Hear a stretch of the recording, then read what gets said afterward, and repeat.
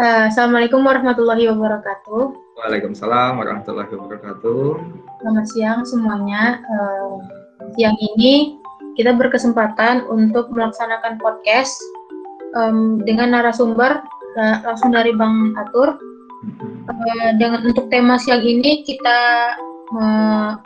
dengan tema manajemen diri dalam mengelola waktu versi mahasiswa teknik elektro. Sebelum itu, saya akan membacakan terlebih dahulu CV dari Bang Atur. Yang pertama, nama panjang Bang Hakim Atta Atur, tempat tanggal lahir di Yogyakarta 21 Maret 1998, alamat tinggal di Jalan Ikhlas 1, Gang Kelurahan RT 4 RW 8, Pematang Kakao, Kulim, Pekanbaru, Riau. Beragama Islam, status perkawinan single, alamat email hakimattaatur@gmail.com, nomor telepon 0812 7787 0667. Background pendidikannya S1 Teknik Informatika, jurusan Teknik Elektro, Universitas Riau 2015, dan lulus pada November 2019 dengan GPA 3,74 skala 4. Kemudian summary-nya, saya memiliki tekad yang kuat dalam menjalankan kegiatan baik itu secara kerjasama tim maupun individu. Manajemen waktu dan dikenal ramah, sopan, dan murah senyum karena komitmen saya yang tinggi terhadap lingkungan, khususnya dalam dunia kerja. Saya memiliki kemahiran dalam pengertian dan analogi teknis di tempat kerja. Saya punya cara berkomunikasi yang baik dengan orang lain. Saya memiliki sejarah pengalaman organisasi yang adil dari keanggotaan hingga akhirnya memimpin. Kemudian untuk core kompetensi, yang pertama main concept of radio tracking, yang kedua IT infrastruktur, kemudian excellent communication and presentation skills, kemudian good impersonal skills and work attitude, kemudian pengalaman profesional, yang pertama junior network engineer di PT Aplikanusa Sarta pada Juni 2020 sampai sekarang. Kemudian field technician di PT Triguna Akses Teknologi pada bulan Mei 2020. Kemudian asisten lab, dosen di Software Engineer Laboratory pada 2017 sampai 2019.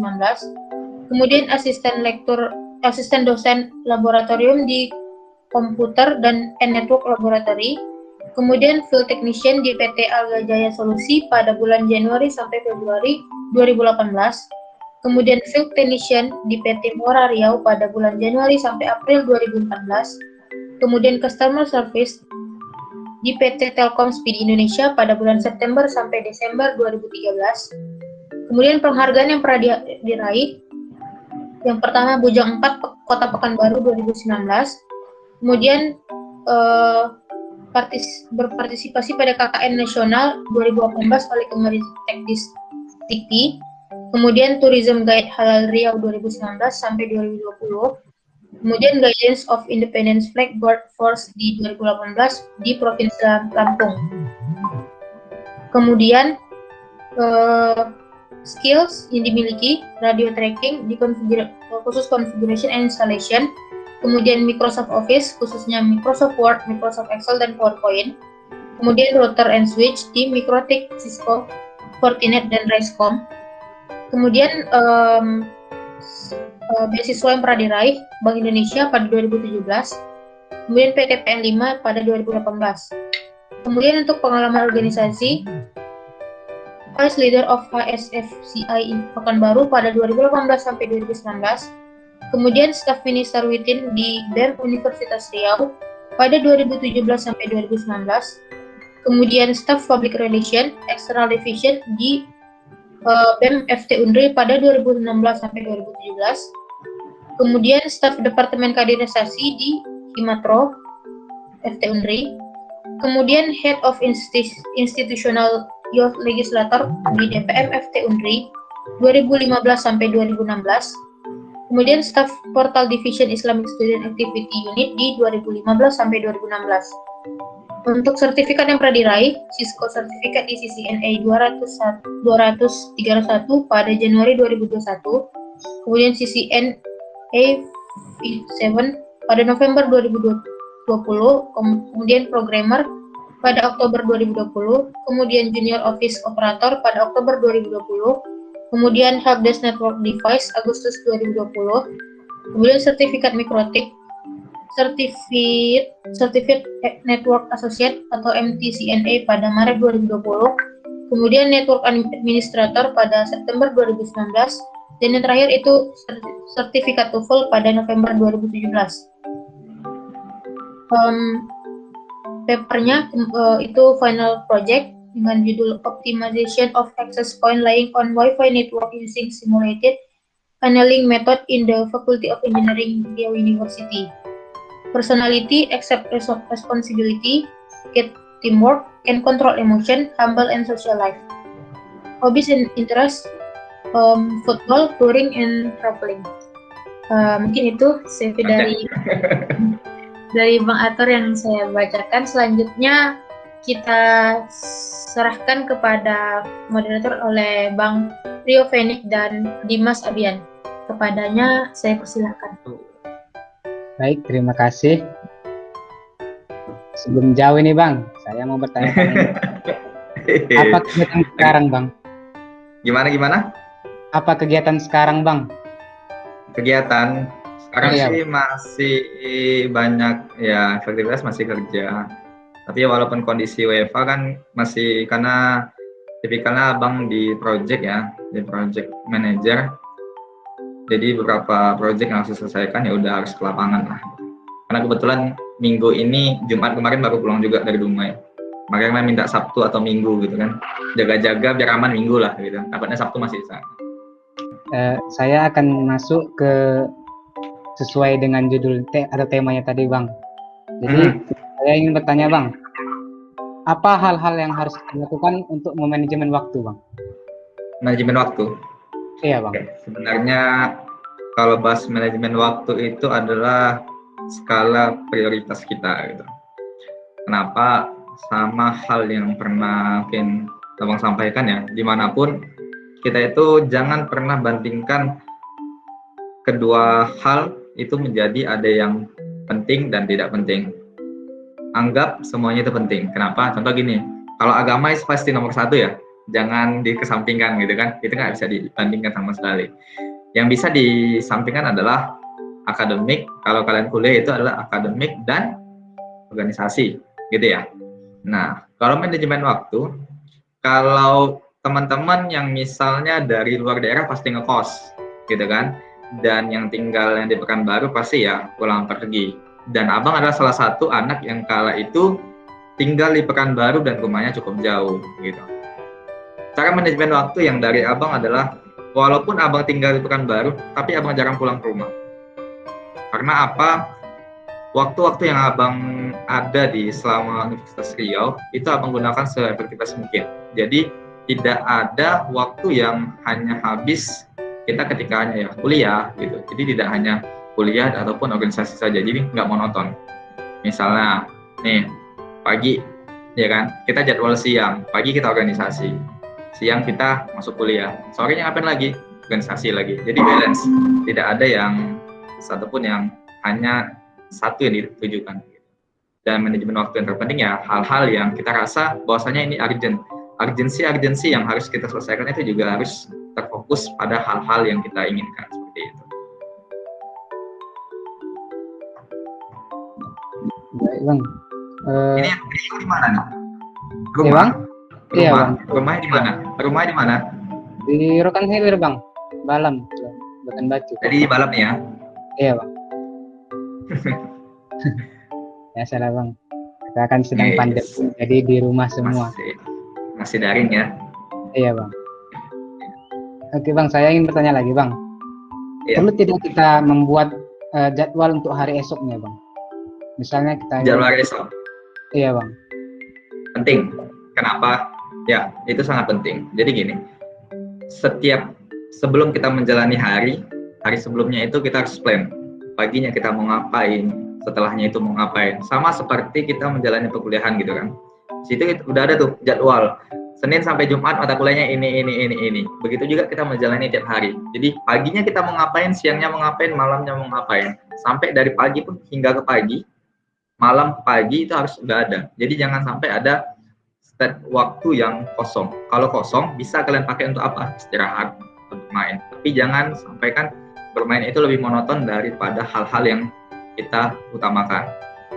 Gitu. Jadi biasakan hal apapun yang kalian planning untuk besok harinya, malamnya udah disiapkan. Gitu. Atau kalau bisa dari siangnya gitu. Karena biasanya siang nih nggak bisa diselesaikan kan, janjinya harus besok. Nah, besok harus kita selesaikan. Gitu. Begitu juga nanti kalian ketika masa-masa di fase yang paling sulit dikatakan mahasiswa adalah skripsi. Nah itu. Jadi fase ketemu dosennya kapan, berarti harus bab apa yang kalian selesaikan, revisi apa yang udah kalian selesaikan. Begitu juga dengan organisasi, ya kan? Contoh acara tanggal berapa, proposalnya harus jadi berapa, sponsornya harus berapa, gitu kan, narasumbernya berapa. Sama kalian kayak ngelit abang udah jauh-jauh hari, tanggalnya kapan, mekanismenya gimana, jadi kita harus sudah tertata gitu. Jangan sampai ada, kalau misalnya sedikit miss atau agak-agak berantakan jadwal kita di harinya itu, jangan pernah panik gitu. Karena abang jangan pernah panik sedikit pun, santai aja. Karena gimana, selesaikan dulu satu-satu, tenang. Karena kalau semakin kita panik, masalah itu nggak akan selesai. Gitu. Kita tahu kan Bang, kalau misalnya awal semester tidak berat. Untuk dari pertengahan hingga akhir kan berat Bang. Iya. Itu bagaimana Bang kita manajemen untuk waktunya ya? Program KKN-nya atau waktu ininya, SKP-nya atau bimbingannya lagi. Oke. Sedikit sharing. Kan kita sama-sama teknik ya. Oke. Rio 18. Rio 18 sudah KP? Iya, belum? Bang. Udah? Belum, Bang. Belum ya? Belum, Bang. Setelah KKN nanti. Setelah KKN. Nah, kita sebagai mahasiswa teknik, kita teknik elektro itu dipermudah bahwasanya ketika untuk menjalani KP itu 90 SKS sudah bisa KP. Gitu kan? Kalau untuk menjalani KKN itu 100 SKS. Abang ingat kali. Skripsi itu ya pastinya dengan notabene semua mata kuliahnya udah diselesaikan dengan baik lah. Tidak ada nilai yang masih, kalau nggak salah itu nggak bisa lanjut ke skripsi. Nah, untuk nge-planningnya adalah dari awal semester gitu kan. Dari awal semester kalian udah kebut nih gitu. Contoh di elektro ketika semester 2 atau semester 3 abang lupa, semester 3 itu hanya boleh maksimal mengambil 18 atas 16 SKS. Nggak bisa habis 24. Betul ya? Nah, betul. Abang tahu itu, tapi dengan hal yang kayak gitu, kalian harus tetap memepetkan bahwasannya bagaimana cara mengambil mata kuliah yang seharusnya nggak diambil, tapi harus diambil gitu. Tapi harus cepat habis seluruh SKS yang kalian punya. Jadi kita masuk kuliah, jangan masuk aja gitu. Kita bukan sama seperti sekolah. Kalau sekolah dasar, setiap naik kelas, setiap apa kan udah ada nih mata pelajarannya ini IPA IPS gitu kan. Kalau masuk kelas, kalau di SMA udah ada bahasa asing ininya gitu. Kalau di kuliah kita nggak bisa gitu. Nah, planningnya adalah kita tengok semua tuh mata kuliahnya apa aja. Dan mata kuliahnya apa aja, kita lihat di semester berapa ini berapa, kita tata. Satu semester usahakan ambil 24 SKS. 24. Paling banter minimal yang harus dihabiskan adalah 20. Tapi dengan catatan IP semester adalah 3. Jadi batas ngambil untuk semesterannya itu adalah terkait dengan IP semester, bukan IPK. Kalau IPK kan total. Kalau IP semester itu, saat semester kemarin berapa nilai IP-nya, itulah dia. Gitu. Jadi jangan sampai dia di bawah 3. Karena di bawah 3, syarat untuk mendapatkan 24 SKS yang nggak dapat. Harus lebih daripada 3. Nah, caranya gitu. Teman-teman harus mentaktikkan. Jadi jangan sampai, kalau maaf ya, Rio, KKN, habis itu KP. Sedikit keteteran Rio. Kenapa? Mau sampaikan. KKN, kita ada bikin laporan. Ya kan? Nanti ada bikin laporan. Nah, habis itu baru menjajaki dunia kerja. Ya kan? Habis dunia kerja, baru di skripsi gitu. Jadi, fasenya itu cukup jauh gitu. Kalau Zahra nih 19, Dimas 20 ya? Iya, Bang. Kalau masukan dari abang, semester 5 akhir usahakan udah KP. Gimana caranya? Coba cara yang tadi. Habiskan di 24 SKS, 20 dengan syarat yang pas, KP lah. Gitu. Jadi, jangan banyak menumpuk beban-beban hal-hal yang harusnya nggak dikerjakan lagi, tapi dikerjakan lagi. Sama ya, maaf kata mungkin teman-teman rezekinya di mata kuliah yang beberapa itu nggak fokus lah gitu kan, maksudnya mendapatkan nilai yang tidak baik dan harus diulang. Nah, mengulangnya itu jangan di akhir semester gitu, jangan kalau udah jadi tua baru ngulang gitu. Kalau bisa di semester selanjutnya kan ganjil, biasa di mata kuliah ganjil pasti ketemu ganjil kan, nah pas diganjil setelahnya diulang gitu, tapi dengan betul-betul keseriusan teman-teman gitu. Kita melihat dosen kita itu sebenarnya konsepnya hampir sama kayak di sekolah gitu, kedekatan. Kalau kita dilihat aktif dan semacamnya dan nilai ujian kita jelek, dia masih bisa ngebantu gitu. Artinya keseriusan dari teman-teman mahasiswa dan apa, nggak selamanya nilai dari dosen itu pure asli gitu. Kalau pure asli, jujur nilai abang jelek-jelek semua gitu. Ya itulah kan bahasanya. Mungkin gitu Rio. Misal nih Bang, perlu tidak kita menyelesaikan sesuatu itu dimulai dari jam 6? Misalnya dari jam 6. Kalau saran abang, ya, habis dari subuh pun boleh. Ini memulai atau menyelesaikan? Memulai juga bisa Bang, menyelesaikan. Iya kan? Memulai habis dari subuh boleh malah. Karena kenapa? Jam-jam yang seperti itu jam yang masih kita konsentrasi. Tetapi kalau tidur malamnya cukup ya. Kalau tidur jam 3, jam 4 ya sama aja kan. Itu mata masih kunang-kunang, udah ngerjain sesuatu. Ya om pernah juga. 3 hari 2 malam nggak tidur pernah, gitu kan. Ya nama juga mahasiswa teknik ya. Kalau nggak pernah merasakan nggak tidur, nggak teknik, itulah coba. Tapi kalian mungkin karena kuliahnya daring kurang terasa gitu ya. Rio pernah ya? Belum ya? Pernah bang. Pernah ya? Udah, tapi laporannya belum pernah bang Koya ya? Udah. Kayak gitu. Kayak gitulah. Jadi memulai waktu itu kalau bisa sepagi mungkin. Kenapa? Kalau kita udah semakin waktu ya semakin siang, kita semakin malas. Percaya atau tidak? Iya Pak. Sekian dari saya, mungkin dari Dimas ada? Terima kasih Bang Rio. Baiklah Bang, saya ingin bertanya, kapan misal ada bentrok gitu antara perkuliahan dan organisasi gitu kan Bang, mana yang Abang prioritaskan dulu? Misalnya pas organisasi itu ada rapat penting gitu.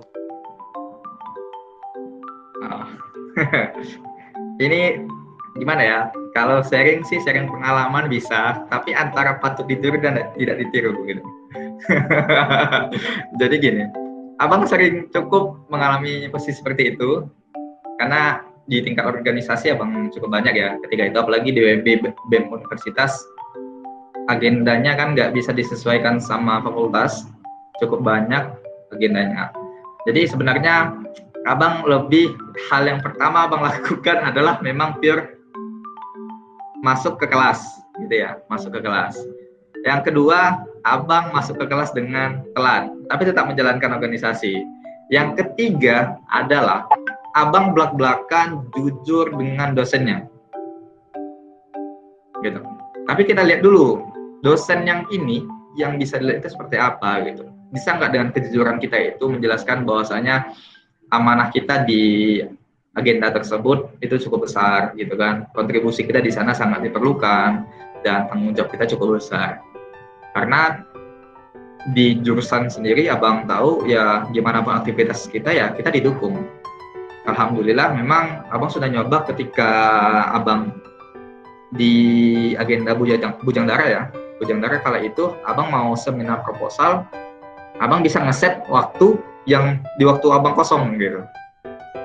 Nah gitu. Jadi teman-teman sebenarnya lebih terfokus bahwasanya hal-hal apa yang mau kalian kerjakan di organisasi itu kalian anggap pentingkah atau tidak gitu. Tapi ya maaf kata bukan mengajarkan hal-hal yang nggak baik. Misalnya kalau anggota ya udah utamakan aja kuliahnya dulu, baru selesai kuliah kita melanjutkan aktivitas organisasinya gitu. Sebenarnya di mindset teman-temannya sendiri. Tapi jangan pernah meninggalkan salah satu ya. Misalnya kuliah aja gitu, organisasinya dilupain, enggak.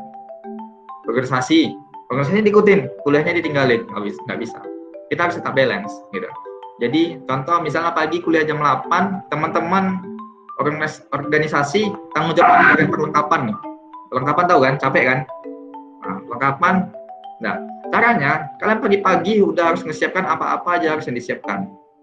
Sudah, ketika selesai sudah mau masuk ke perkuliahan, kalian kasih amanah dan tanggung jawab itu kepada teman yang tidak masuk, gitu. Itu teman-teman yang tidak masuk bisa menjalankan apa tugas yang sudah kalian selesaikan. Jadi tinggal finishing aja, gitu. Jadi kalian kasih mandat, amanah untuk sementara bahwasanya kalian tidak ada. Ketika kalian kembali, ya udah kalian lagi yang menghandle, gitu. Jadi jangan hanya jadilah seorang pemimpin yang percaya kepada anggotanya, gitu. Jadi jangan semata bahwasanya kalian pemimpin nih, harus aku nih ngerjain, enggak. Karena ada orang bilang kan, setiap masa ada orangnya, setiap orang ada masanya. Nah, berikan kesempatan pada orang lain bahwasanya orang lain itu bisa untuk memimpin, gitu. Jadi harus tetap balance. Kalau saran abang, kalau mau ningkat cabut, tapi ada yang dosennya kan. Kalau dosennya aman ya cabut lah, gitu kan. Kalau nggak aman jangan cabut, nanti C atau D di tangan biasanya. Gitu. Abang pernah coba nilai D atau belum? Gitu, Bang. Menilai dia. Alhamdulillah. Kalau mensiasatinya. nilai D ya. Alhamdulillah kalau dapat nilai D, Bang, nggak ada. Nilai C juga nggak ada. Jadi paling rendah memang sih B-. Gitu. Sebenarnya sih apresiasinya itu dapat cum laude, cuma karena lebih dari 4 tahun. Abang lulusnya 4 tahun 3 bulan 26 hari. Ingat. Jadi cum laude itu hanya didapatkan dengan nilai tidak ada C dan selesai dalam 4 tahun. Di teknik ya. Gitu. Jadi kalau ada nilai C, batal. Kalau abang lebih dari 4 tahun, kenanya di sana. Gitu. Ya, semoga teman-teman bisa melanjutkannya lah, gitu kan. Jangan pernah berpikir omongan-omongan dari senior itu, dosen ini susah, dosen ini susah, dosen ini susah. Abang sudah nyoba, dosen yang ini katanya yang paling susah, abang bisa dapat A, gitu. Gimana caranya? Percaya pada diri sendiri, belajar, nggak tahu, tanya senior. Gitu. Makanya teknik itu kuat senioritasnya. Tapi kalau kalian sudah dapat kedekatan sama senior, apapun bisa kalian lakukan sama senior. Ilmu yang senior punya bisa kalian miliki. Kesempatan yang senior punya bisa kalian miliki. Kalian pengen jadi asisten lab, bisa. Apa? Dekatin seniornya. Nanti rekomendasinya ke dosen. Karena junior-junior di bawah abang banyak udah menjadikan asisten lab setelah abang. Gitu. Jadi berdekatlah dengan lingkungan-lingkungan hal-hal yang baik lah. Gitu. Senior yang jahat, yang bandel, dekatin juga. Kenapa? Kita nggak tahu kalau kita di luar ada masalah atau tidak. Nanti siapa yang ngelindungin mereka? Gitu. Jadi jangan pernah mengotakkan diri. Semua itu sama, balance. Mau jahat, mau baik, ya udah samain aja. Tapi jangan sampai ada, kita harus punya pendirian. Kalau kalian mau jahat sekalian, udah silakan jahat sekalian, mau baik sekalian gitu. Tapi tetap balance. Kalian harus punya keteguhan diri untuk menjalani semuanya itu. Bang, satu pertanyaan lagi, Bang. Gimana? Siap. 10 pun boleh. Agak melenceng dikit nggak apa-apa kan, Bang? Boleh. Tentang, Rio mau nanya lagi pun boleh. Tentang berbicara di depan umum gitu, di depan orang banyak gitu. Oh, gitu. Nah, itu kayak mana tuh, Bang? Tipsnya tuh. Nah, tips ya. Kalian gak akan percaya bahwasanya abang SMK adalah orang yang mempunyai keterbelakangan. Keterbelakangannya gimana? Minder. Dulu badan abang SMK kecil. Abang cadel R, nggak bisa bilang R, gitu kan? Nggak bisa sama sekali. Jadi ketika masuk ke perkuliahan, abang tekad memang untuk merubah diri, jadi berani. Hal yang pertama abang lakukan kala itu adalah memang mencalonkan jadi komting. Alhamdulillah dengan kerugian yang abang punya, dengan kebodohan yang abang punya, abang dipilih. Nggak tahu kenapa kala itu. Nah, pertama kali ngomong di depan kelas itu cukup gugup, grogi, gitu kan? Deg-degan lah. Jemput nama aja salah. Padahal nama sendiri kan. Nama abang namanya agak susah. Hakim Atta Tatur. Jadi pas nyebut nama aja bisa salah gitu kan. Karena dengan saking groginya kita. Nah, cara-cara yang abang sering lakukan adalah hal yang pertama, hal gila yang abang lakukan adalah ketika dalam perjalanan. pakai mobil, mau pakai motor, abang ngomong tuh di jalan, ngomong sendiri. Assalamualaikum warahmatullahi wabarakatuh, terima kasih, ngomong gitu. Jadi seperti latihan-latihan ngomong bahwasanya orang lain kan nggak dengar nih, gitu kan? Tapi kita ngelatih ngomong bahwasanya kita untuk terbiasa. Gitu. Sampai terbiasa. Gimana pun konsep bicara ngomongnya, biasakan. Dan perbanyak mendekati lingkungan-lingkungan orang yang bisa bermotivator bahwasanya kita itu bisa bicara dan semacamnya. Setelahnya, setelah itu, sebelum ngomong, kita harus punya main konsep. Pertama, seperti kita pidato ya. Pidato itu ada pengucapan salam yang terhormat, pembukaan, inti, penutup, dan penutup yang manis lah gitu ya bahasanya ya. Gitu. Jadi teman-teman harus juga punya susunan atau tatanan yang bagus gitu. Pengucapan salam juga teman-teman nggak boleh Assalamualaikum warahmatullahi wabarakatuh. Itu nggak akan, maksudnya audiens ataupun siapapun yang mendengarkan nggak akan mendongak kepala ke atas gitu. Nah, caranya gimana? Ya udah, teman-teman harus dengarkan terus gimana kayak pemimpin-pemimpin yang bagus-bagus itu mengucapkan salam. Bagaimana mereka kok bisa jadi ketika dia ngomong langsung ditengok orang gitu kan. Siapa dia gitu kan. Nah, hal itu sampai orang bilang kan berbicara tes untuk mimik muka dan ngomong itu di depan cermin. Lakukan. Tapi kalau abang jujur, abang lebih banyak ngomong di jalan. Kenapa? Rumah abang dari kampus ke rumah kan jauh kan. Nah, jadi helm abang tutup, ya, ngomong abang dalam helm. Orang nggak tahu. Jadi pas lagi lampu merah, abang coba ngomong, orang ada yang nengok ke abang. Kayak abang kan pakai helm, nggak ada yang tahu. Abang selalu kayak gitu. Kalau teman-teman mau tahu abang di SMK, jauh dengan perubahan abang di kuliah. Kenapa? Abang nggak mau sama dengan hal yang itu. Karena kita harus maju gitu kan. Jangan sampai, ya kita itu bisa. Teman-teman bisa kok gitu. Mau Dimas, Rio, Zaharan, dan teman-teman yang lain yang ada, itu bisa berbicara. Cuma diberikan kesempatan waktu gitu. Percayaan. Kalau salah-salah dikit, salahnya ya itu ya biasa gitu. Namanya juga kan manusia, namanya juga belajar gitu kan. Abang kok banyak kok kesalahan gitu. Ngomong itu, kalau ngomong ya geregetan lah, gemeter-gemeter, tangan bisa basah gitu ya kan. Kadang kalau berdiri di depan teman-teman banyak, di depan orang semua gitu, tangan di belakang gitu kan, saking gemetar gitu kan.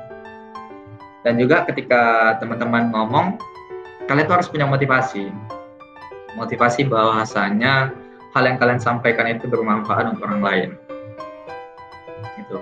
Karena prinsip abang adalah berbagi adalah cara di mana bahwasanya kita mendapatkan pahala dan ilmu itu bisa awet sama kita dengan sampai kapanpun. Dulu abang di SMP ujian UN itu pelit luar biasa. Abang nggak mau nunjukin orang. Abang pintar matematika, tapi abang nggak mau nunjukin orang, gitu. SMK gitu juga. Cuma abang pikir, ketika abang nggak kayak gitu, apa yang ilmu yang abang punya, abang lupa semua. Gitu. Tapi kalau kita dengan berbagi, jadi kita ingat. Contoh, kayak gini lah kan, abang berbagi dengan hari ini gitu kan. Sampai kapanpun abang bakal ingat. Abang bahwasanya pernah ngisi nih sama teman-teman gitu. Waktu zaman-zaman di LKMO, abang pernah nih ngisi-ngisi teman-teman LKMO, mahasiswa angkatan 18, 19, 20, udah pernah kan ketemu dengan abang di teknik. Nah, angkatan 17 lah yang paling merasakan kali dengan abang. Karena satu fakultas, nggak tau lah bahasanya gimana, entah ada yang menangis bahagia, menangis darah, nggak tau lah abang tuh. Sampai kalau teman-teman tahu di angkatan 17 ketika PKA, pagi-pagi pingsan 10 orang kan abang. Kayak gitu. Karena itu lumayan nama juga kan, udah berlalu kan. Itulah caranya. Ada lagi?